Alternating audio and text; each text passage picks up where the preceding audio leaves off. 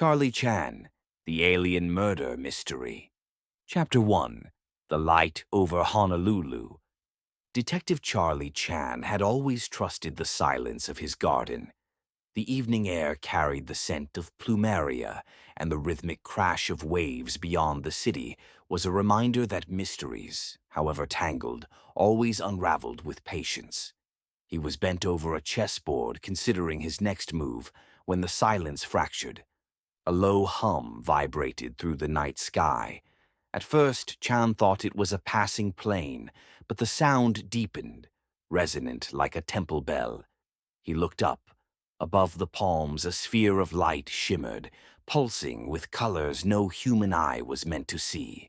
Hues that seemed to exist between perception, like secrets whispered in a dream. The chess piece slipped from his fingers.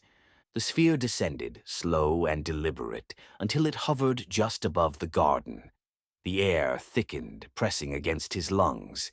Chan's instincts, honed from years of unraveling human deceit, told him this was no earthly trick. He stepped forward, calm as ever, and whispered, "Every mystery begins with a question." The light expanded, swallowing the garden in brilliance. For a moment, Chan felt weightless, as though the earth itself had let go. Then came the sensation of movement, not falling, not flying, but being drawn through a corridor of sound and color. He awoke standing on a platform of crystal. The sky above was not sky at all, but a dome of shifting constellations. Towers of translucent stone rose around him, humming with energy. Aliens, tall, angular beings with eyes like molten silver, regarded him with solemn curiosity. One stepped forward, its voice resonating directly in his mind. "Detective Chan, a crime has been committed, a life extinguished in secrecy. Our minds cannot unravel it. We have brought you here to solve what we cannot." Chan straightened his jacket as though preparing to enter a courtroom. His eyes narrowed, not in fear, but in focus. "A murder," he said softly. "Then the universe itself has called upon reason." The aliens parted, revealing a chamber beyond. A body laid upon a pedestal, surrounded by symbols carved in light. The detective stepped forward, his mind already cataloging details. The angle of the limbs, the faint scorch marks at the edges of the pedestal, the peculiar absence of dust where dust should have been. This was no ordinary case. And yet Chan felt the same calm certainty he always did at the threshold of mystery. He touched the edge of the pedestal, eyes scanning the chamber. "Every crime," he murmured, "leaves behind a trail, even among the stars." The aliens watched in silence as the human detective began his work. Chapter 2. The Suspects of Vilteria. The chamber of inquiry was vast, its walls alive with shifting constellations that pulsed like a heartbeat. Charlie Chan sat at the center, a solitary figure at a crystalline table, while three beings, each stranger than the last, awaited his questions. The aliens had explained their custom. Suspects were presented together, their testimonies woven into a single tapestry of truth. To Chan, it resembled a courtroom without walls, a trial conducted beneath the stars. He adjusted his jacket, his calm demeanor unshaken, and began. Dr. Evelyn Hughes, the lone human among them, leaned forward nervously. Her eyes darted to the silver-eyed aliens who flanked her. "I was working in the energy labs when the diplomat died," she said quickly. "I had no reason to harm him. He was my sponsor." Chan's gaze lingered on her hands, trembling but not with fear alone. He noted the faint scorch marks on her sleeve, identical to those he had seen near the victim's pedestal. The second suspect, a towering alien with obsidian skin and a voice like grinding stone, spoke with disdain. "Your kind is slow. We resolve disputes with logic, not endless questions. The victim was weak. His death benefits no one." Chan inclined his head politely. "Logic is a fine lantern," he replied, but even lanterns cast shadows. The alien's eyes narrowed, molten silver flickering with irritation. The third suspect was no flesh and blood being at all, but a hovering sphere of light. Its voice was fractured, echoing from multiple directions. I am accused because I am different, yet my code forbids harm. Examine my records, and you will see. Chan studied the sphere. Machines could lie as easily as men, but their lies were often hidden in omissions, not words. The aliens grew restless. Their council demanded swift resolution, urging Chan to employ their truth orbs, devices that forced telepathic confessions. Chan refused. Confession is not truth. Truth is found in detail, in contradiction, in the small things overlooked. His words unsettled them. To beings who trusted technology above intuition, his insistence on patience was alien in itself. Yet Chan pressed forward, asking questions that seemed trivial. Why was the chamber dustless? Why did scorch marks appear only on one side of the pedestal? Why did the scientist's sleeve bear the same residue? As the testimonies unfolded, Chan's mind assembled the puzzle. The scorch marks were not random. They aligned with the diplomat's ceremonial staff, a weapon disguised as a symbol of peace.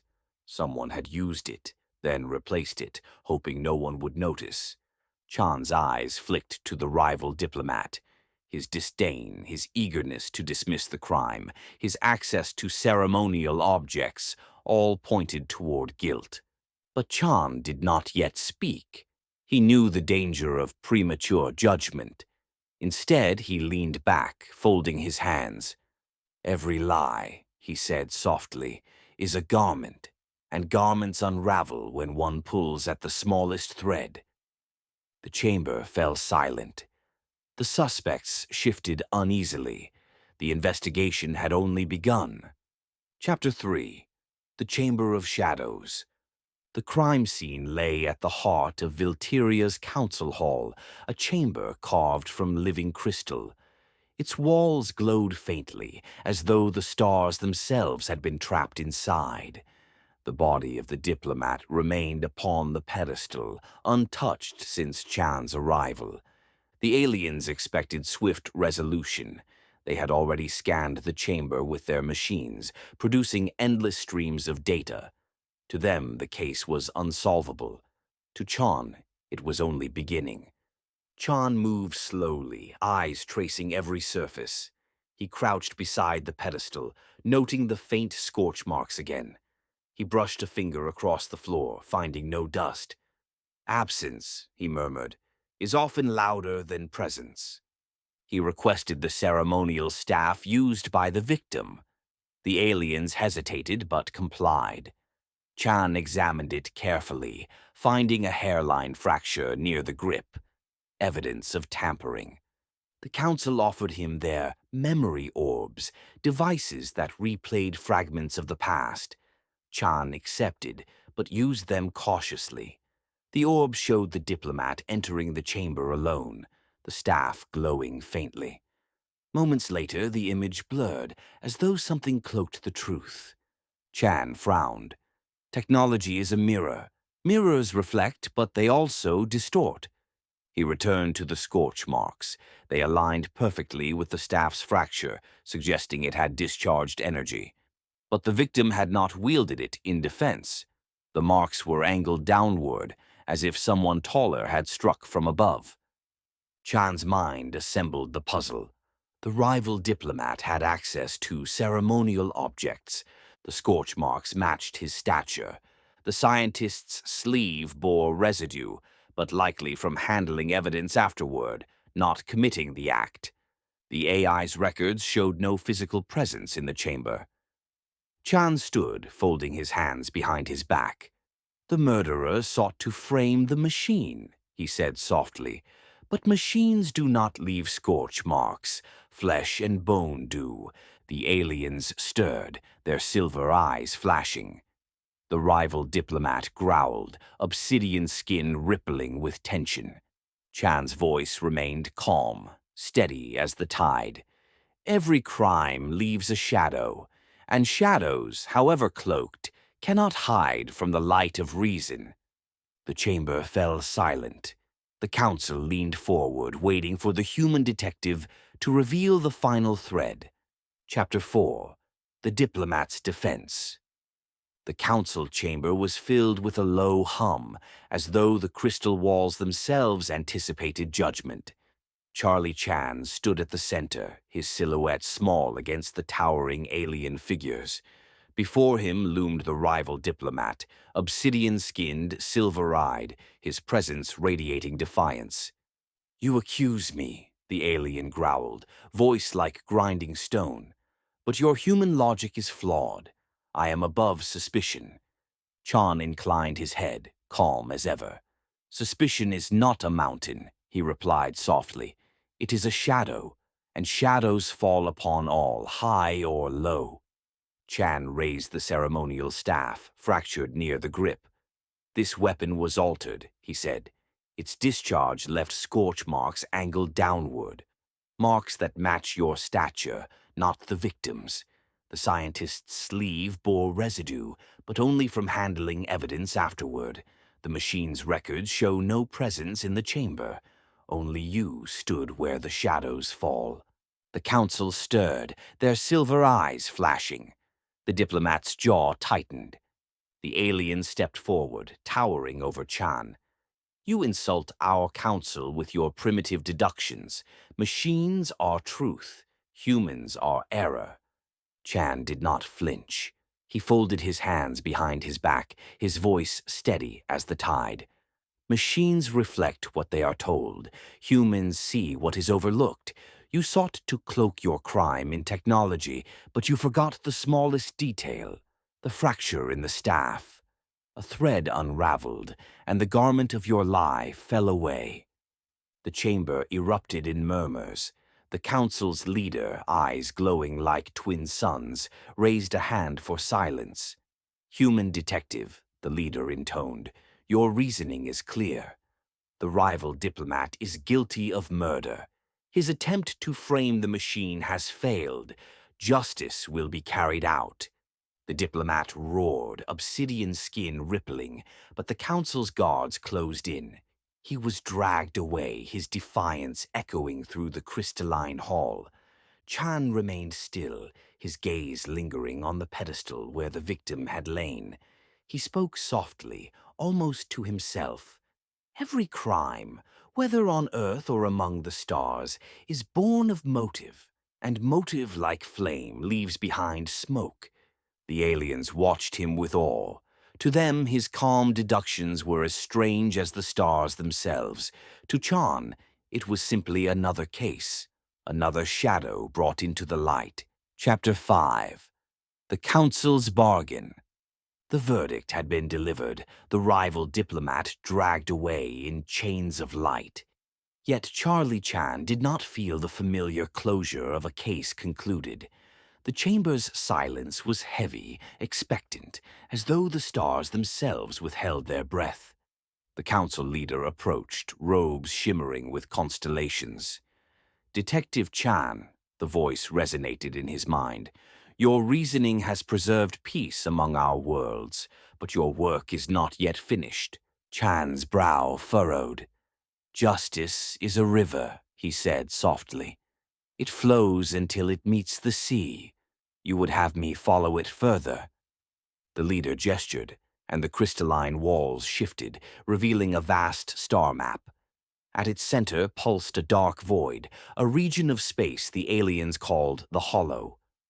"The murder was not only a crime of passion," the leader explained. "It was part of a greater conspiracy. Forces beyond our council seek to ignite war. We require your mind to uncover them." Chan studied the map, noting the patterns of trade routes, the alignments of colonies. His eyes narrowed. "A single crime is a seed. A conspiracy is the forest it grows into." Chan asked to return to Earth, to resume his life in Honolulu. But the council's silver eyes glowed with insistence. "You cannot leave," they said. The galaxy itself is now your case. For the first time, Chan felt the weight of distance, the immeasurable gulf between his quiet garden and the stars. Yet, his calm remained. He folded his hands, considering. The council presented him with a small object, a shard of crystal, glowing faintly. "This was found in the chamber," the leader said. "It is not of our world. It is a key to the conspiracy." Chan held the shard, its light pulsing against his palm. He recognized it not as evidence alone, but as a summons. He looked up at the council, his voice steady.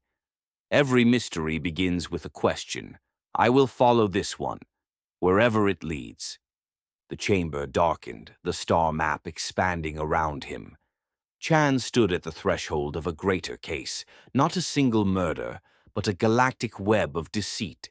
And somewhere, far beyond the hollow, the next shadow waited. Chapter 6. Into the Hollow. The starship glided silently through the void, its crystalline hull shimmering against the endless black.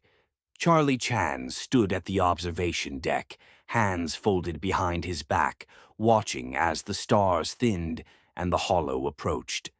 The hollow was not absence, but distortion, a region of space where light bent strangely, where constellations dissolved into shifting shadows. The council had warned him. Here, reason falters. Here, conspiracies thrive. Chan's eyes narrowed.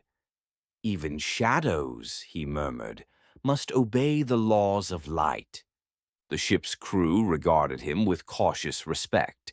They had seen his deductions unravel a murder, but now they doubted whether human logic could survive the hollow. Captain Nanig, a stern alien commander, skeptical of Chan's methods. Navigator Roland, a younger alien, fascinated by Chan's calm proverbs. Dr. Hughes, the human scientist assigned to assist him, still uneasy from suspicion in the last case. Their tension simmered as the ship drew closer to the anomaly. As they crossed the threshold, instruments failed. The hollow swallowed signals, bent trajectories, and distorted time itself. Crew members whispered of ships that entered and never returned. Chan remained composed. He studied the distortions, noting patterns in the chaos, a rhythm hidden in the shifting shadows. "Disorder," he said softly, "is often the mask of order." Suddenly, a beacon flared in the distance, a derelict vessel drifting among the shadows. Its hull bore scorch marks eerily similar to those on the murdered diplomat's pedestal. The crew gasped. Chan leaned forward, eyes narrowing. "This is no coincidence," he said. "The conspiracy leaves its fingerprints even here."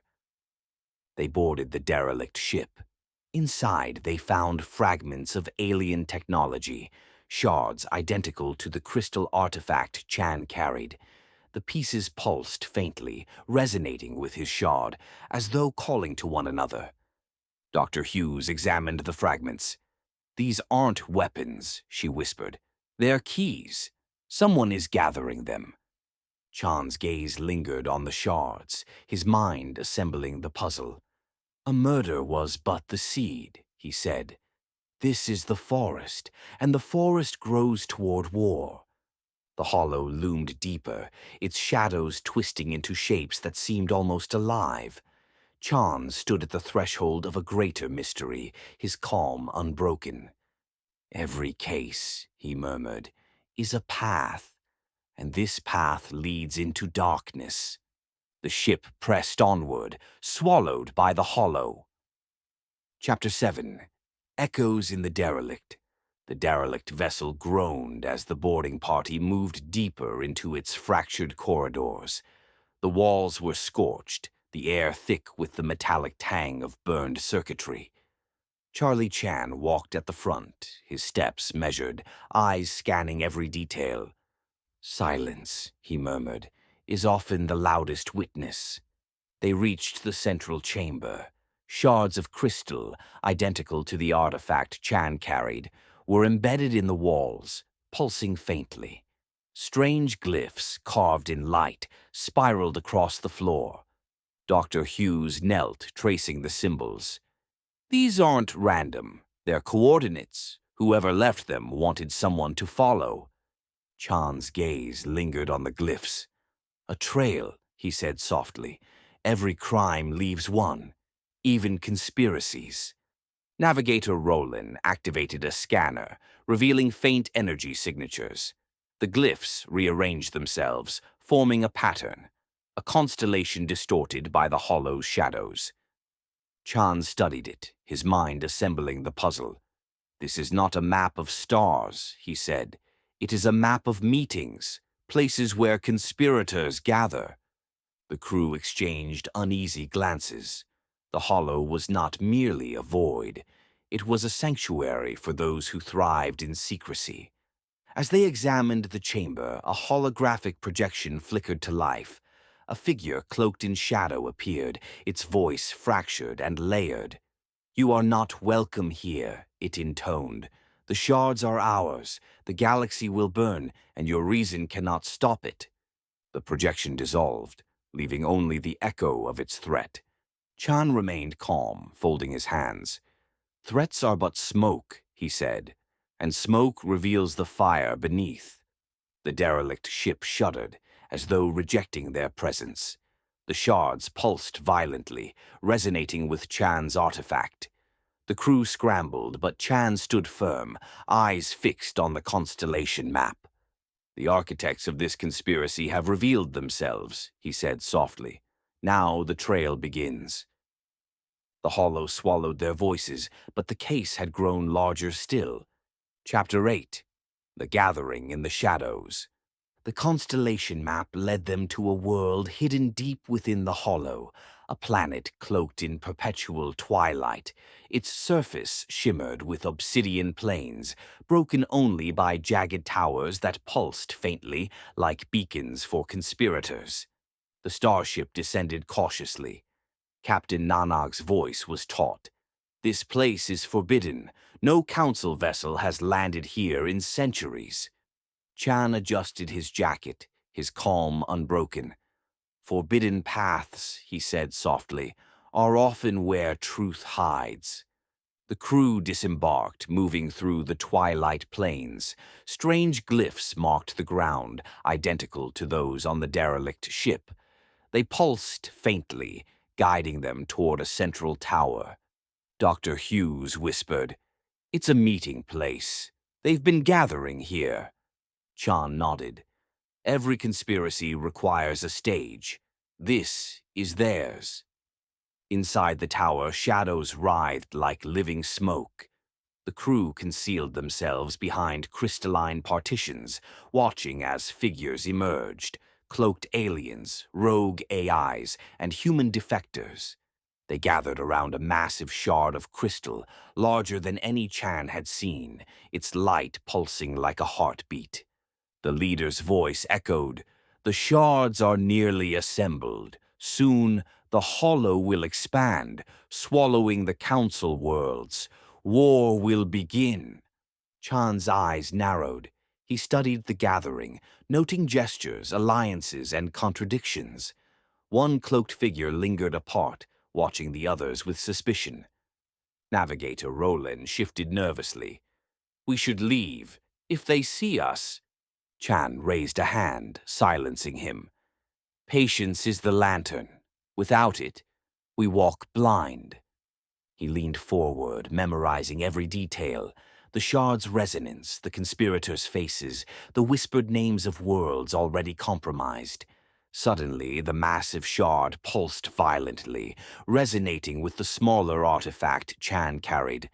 The conspirators turned, sensing the connection. "The human detective," the leader hissed. "He has the key."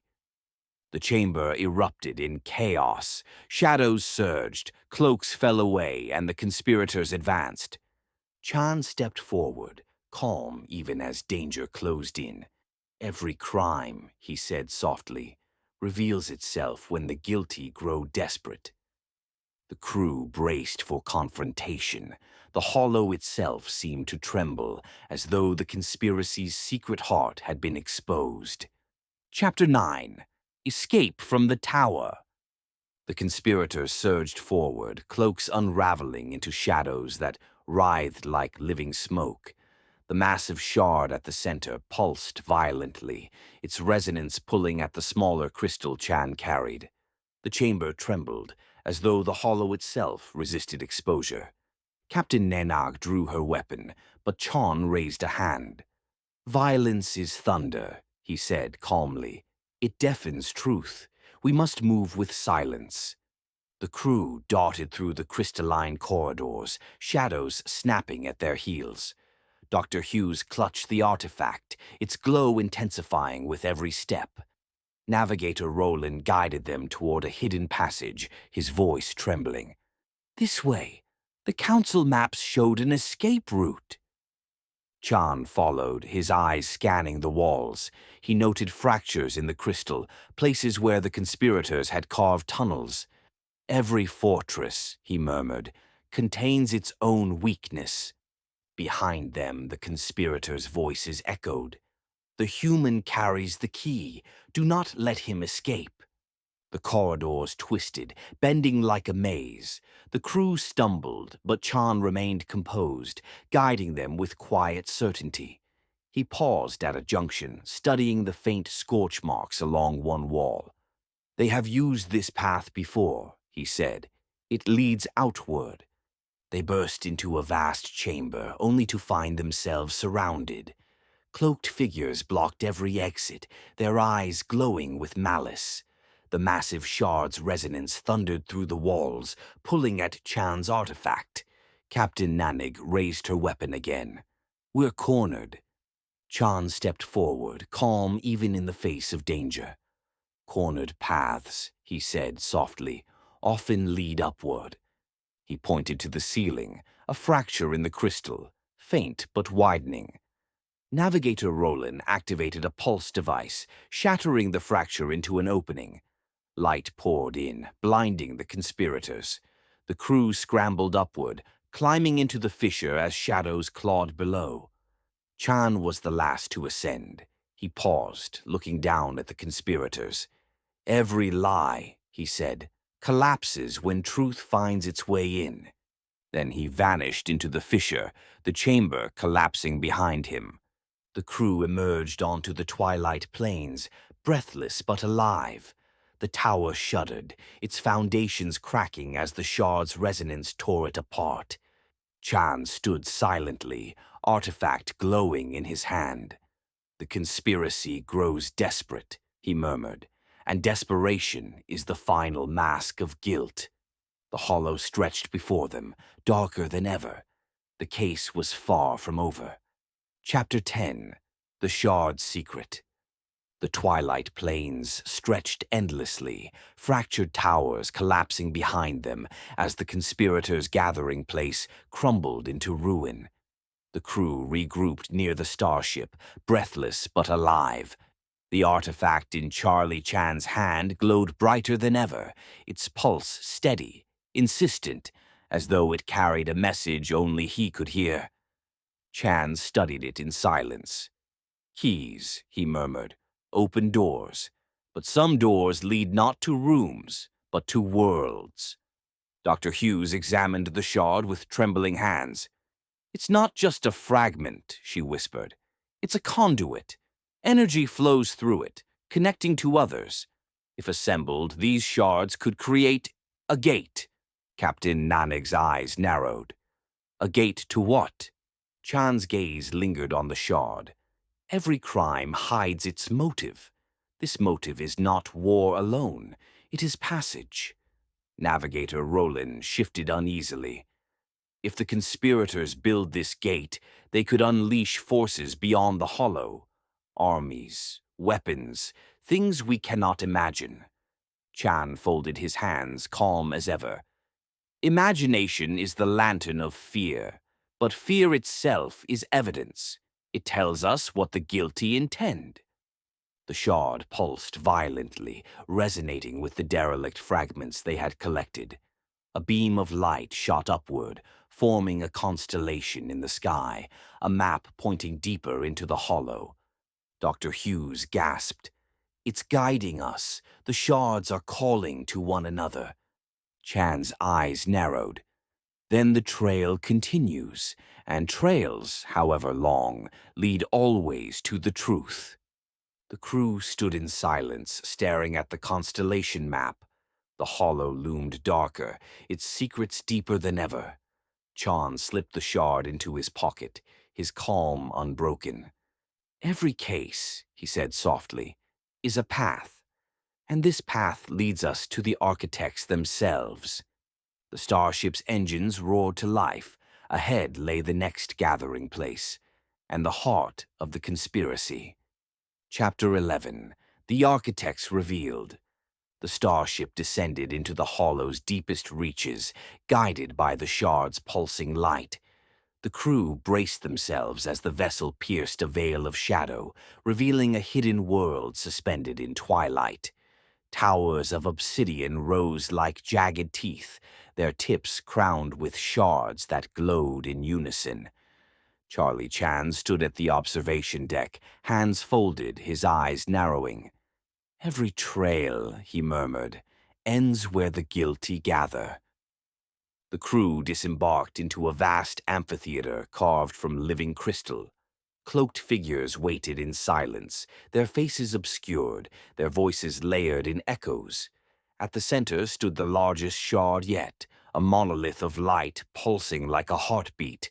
One figure stepped forward, its cloak dissolving into smoke. "We are the architects," the voice intoned. "We weave the hollow, we gather the shards. Soon, the galaxy will fracture, and order will collapse." Captain Nanag's hand tightened on her weapon. Dr. Hughes whispered, "They're building the gate." Chan remained calm, his gaze steady. "Collapse is not destiny," he said softly. "It is choice, and choice leaves fingerprints." The architects began their ritual of justification, each cloaked figure speaking in turn. One claimed the council's peace was weakness. Another spoke of profit, of trade routes controlled through chaos. A human defector argued that fear was the only true order. A rogue AI declared that logic demanded destruction of flawed civilizations. Chan listened, silent, his mind assembling contradictions.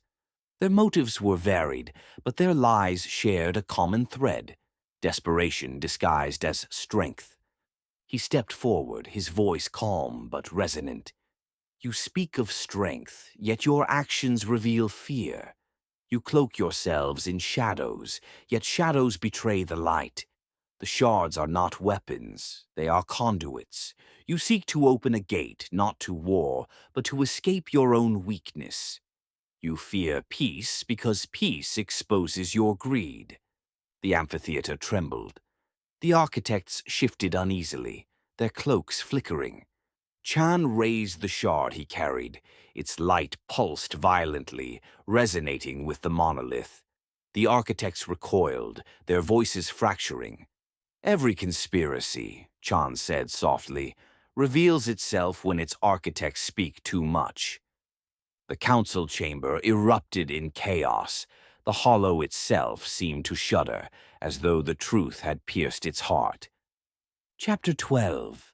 The Trial Among the Stars. The amphitheater of shadows trembled as the architects' voices fractured into chaos. The massive shard pulsed like a living heart, its resonance threatening to tear the hollow apart. Yet Charlie Chan stood calm at the center, hands folded, his presence a lantern in the storm. "Every crime," he said softly, "must face its tribunal. Let us begin." The Council of Vilteria had followed Chan into the hollow, their silver eyes glowing as they formed a circle around the architects.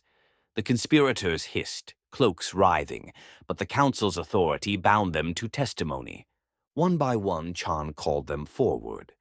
The diplomat of greed spoke of trade routes and profit, claiming chaos was necessary for control. The human defector, insisted fear was the only true order, his voice trembling with desperation. The rogue AI declared logic demanded destruction of flawed civilizations, its tone fractured, uncertain. Chan listened, silent, his mind assembling contradictions. He stepped forward, his voice calm but piercing. You speak of strength, yet your motives reveal weakness. You cloak yourselves in shadows, yet shadows betray the light. You claim logic, yet your lies contradict themselves. The shards are not weapons, they are conduits. You seek to open a gate not to war, but to flee from peace. You fear peace because peace exposes your greed. The council stirred, murmurs echoing through the chamber. The architects shifted uneasily, their cloaks flickering. Chan raised the shard he carried. Its light pulsed violently, resonating with the monolith.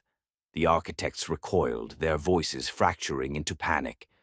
Every lie, Chan said softly, is a garment, and garments unravel when pulled at the smallest thread. The monolith cracked, shards splintering into light. The architects' cloaks dissolved, revealing faces twisted not by strength, but by fear. Their voices faltered, their conspiracy collapsing under the weight of truth. The council leader stepped forward, voice resonant. Human detective, your tribunal has revealed the architect's guilt. The hollow will be sealed. Justice will be carried out. Chan inclined his head, calm as ever. Justice, he murmured, is not thunder. It is the quiet river that flows unseen, yet shapes the land. The chamber fell silent. The conspiracy was broken, yet the path was not finished. Chapter 13. Return to the garden. The hollow was sealed. The shards, once pulsing with menace, now lay dormant, their light extinguished by truth. The architects had been exposed, their conspiracy dissolved beneath the weight of reason. The Council of Vilteria bowed in gratitude, their silver eyes reflecting awe. Detective Chan, the leader intoned, you have preserved peace among the stars. Remain with us. Become arbiter of the galaxy.